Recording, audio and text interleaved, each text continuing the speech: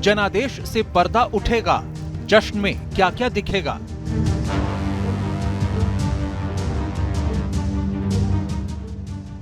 बस कुछ ही घंटों का समय शेष है, फिर वो नतीजे सामने होंगे जिसके लिए राजनीतिक दलों ने 3 महीने पहले से ही जी तोड़ परिश्रम शुरू कर दिया था। दिन रात एक करके मतदाताओं को अपने पक्ष में लाने के लिए नेताओं ने जो मेहनत की थी, उसका फल मिलने का वो समय आ चुका है और इस फल को पाने के लिए हर तैयारी प्राथमिक स्तर पर शुरू हो चुकी है।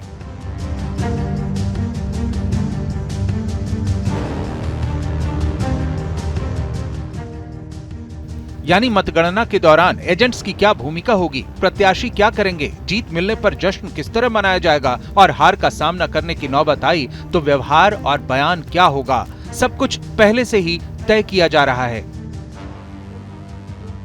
हालांकि तैयारी के इस दौर में मायूसी हासिल हुई तो क्या करना है, इस पर फोकस कम है, लेकिन जीत की तैयारी बहुत बड़े पैमाने पर हो रही है।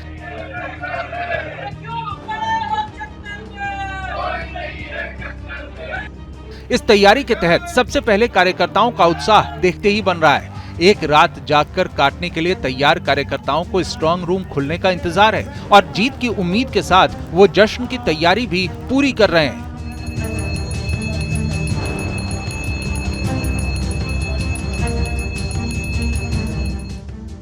कहीं मिठाई के ऑर्डर दिए जा रहे हैं तो कहीं आतिशबाजी के लिए बड़े पैमाने पर पटाखों का ऑर्डर दे दिया गया है।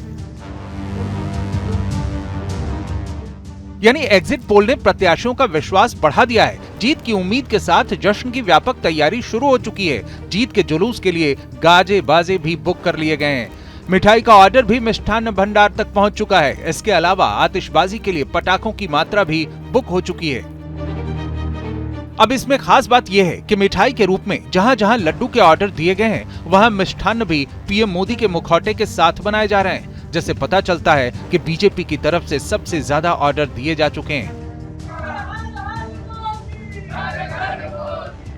ये वीडियो मध्य प्रदेश के जबलपुर का है, जहां विधायक अभिलाष पांडे खुद मिठाई बनाने में जुट गए हैं। उन्हें विश्वास है कि न सिर्फ उनकी पार्टी के प्रत्याशी की जीत होने वाली है, बल्कि बीजेपी भारी बहुमत से सरकार भी बनाने जा रही है।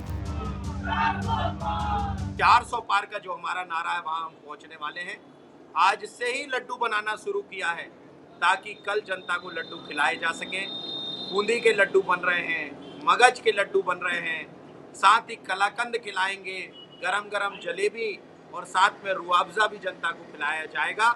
उसी उत्सव को लेकर आज से हम उत्तर मध्य विधानसभा के कार्यकर्ता उत्साह के साथ इस तैयारी में जुटे हुए हैं।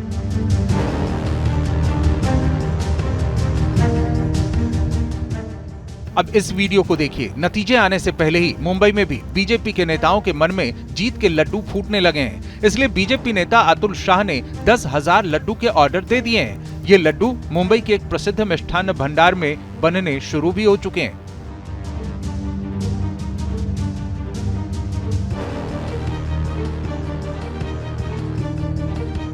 भारतीय जनता पार्टी के नेता जो रिजल्ट आने से पहले ही लड्डू बनाने शुरू हो गए। यहाँ पर मैं आपको दिखाना चाहूँगा, यहाँ पर ये देखें तो यहाँ पर लड्डू बनाए जाते हैं। ऐसे कहते हैं कि शादी के मौके पर लड्डू बनाए जाते हैं और जो खाए वो भी पछता है और जो ना खाए वो भी पछता है।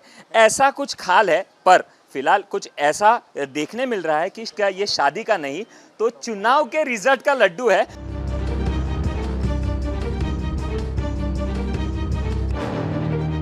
अब चुनाव में किसी पार्टी विशेष की जीत हार की कल्पना से अलग इस वीडियो को देखिए। ये तस्वीर पश्चिम बंगाल के पूर्व बर्धमान की है, जहां चुनाव परिणाम को लेकर मिष्ठान्न केंद्रों में अलग ही तरह की रौनक नजर आ रही है। हार जीत से परे मिठाई निर्माताओं ने यहाँ राजनीतिक दलों के लोगों वाली मिठाई बनाई है। यानी जिसे भी अपनी पार्टी और प्रत्याशी की जीत की उम्मीद है, वो मिठाई ले जा सकता है।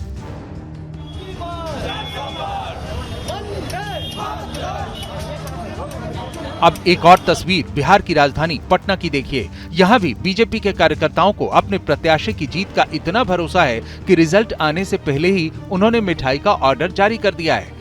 यहाँ बीजेपी के ओबीसी मोर्चा ने 400 किलो तक लड्डू तैयार रखने का ऑर्डर दिया है ताकि जीत के जश्न में कोई भी कमी ना आए।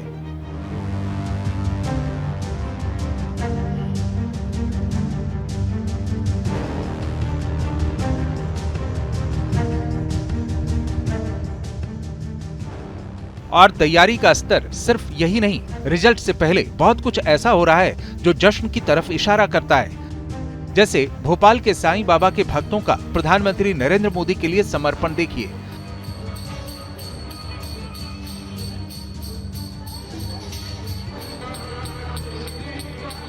उन्होंने साईं बाबा से प्रार्थना की है कि फिर से इस देश के पीएम मोदी बने। इसके लिए उन्होंने 3100 किलोग्राम खिचड़ी का चढ़ावा चढ़ाया है। ठीक ऐसे ही जश्न के लिए अपने अपने स्तर पर हर तरह की तैयारी हो चुकी है।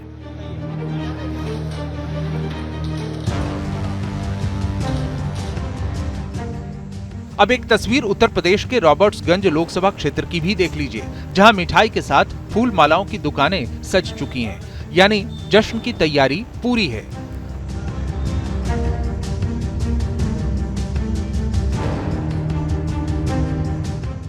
अब आगरा लोकसभा क्षेत्र की इस तस्वीर को देखिए। नतीजों से पहले ही पार्टी कार्यकर्ताओं ने जश्न की तैयारी व्यापक पैमाने पर कर ली है, यानी जीत मिलते ही इस जश्न में पूरा आगरा इनकी पार्टी के रंग में रंग जाएगा।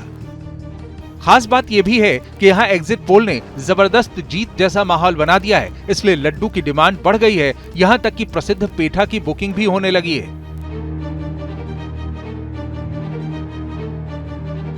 मतगणना के लेके हम लोग 11 तरह के लड्डू तैयार करा रहे हैं। जैसे होता है ना कि एक तरह से कि नए स्पेशल क्या बनेगा इस बार हम लोग 11 तरह के लड्डू डिफरेंट तरीके के बनाएंगे और वो आपको 4 तरह को देखने को मिलेंगे। हमारे पास आगरा से बाहर के तमाम विभिन्न शहरों से, दिल्ली से, हरियाणा से, राजस्थान से तमाम फोन आ रहे हैं कि पेठा हमको ये मतगणना की पूरी होने के बाद हमको मिल जाएगा क्या, ऑर्डर आप बुक कर लोगे क्या, और ये भिजवा दोगे क्या आप। तो इस तरह की अभी इंक्वायरी आ रही है। यानी ढोल नगाड़े आतिशबाजी के साथ मिठाइयां हर तरफ बांटी जाएंगी। लेकिन इनसे अलग कुछ और ऐसी तैयारियां भी हो रही हैं जो काउंटिंग के दौरान बहुत जरूरी हैं।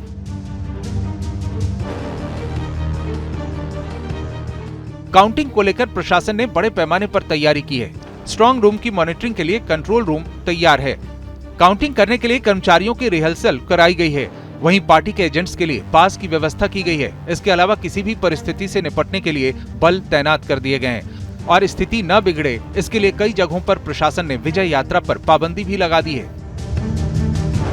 खास तौर पर जिन अधिकारियों पर लॉ एंड ऑर्डर की जिम्मेदारी है, उन्होंने काउंटिंग के लिए बड़े पैमाने पर तैयारी करवाई है और इसका जायजा भी लिया जा चुका है।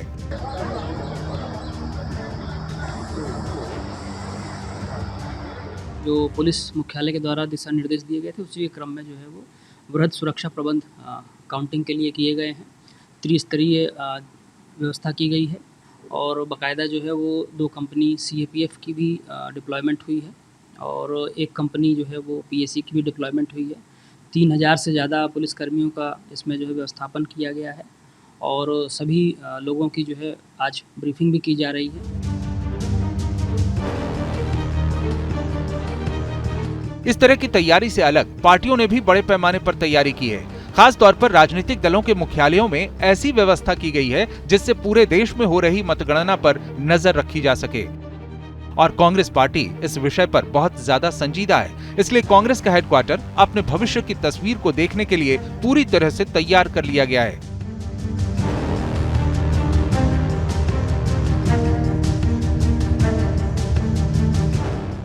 अब प्रश्न ये है कि 4 जून को क्या होगा। इस प्रश्न का उत्तर नतीजों के आधार पर ही स्पष्ट रूप से मिल पाएगा। लेकिन इतना तय है कि राजनीतिक रूप से 2 खेमे में बंट चुके देश के राजनीतिक दल जीत को लेकर विश्वस्त होंगे और उनकी तैयारी दोनों ही परिस्थितियों से निपटने की होगी।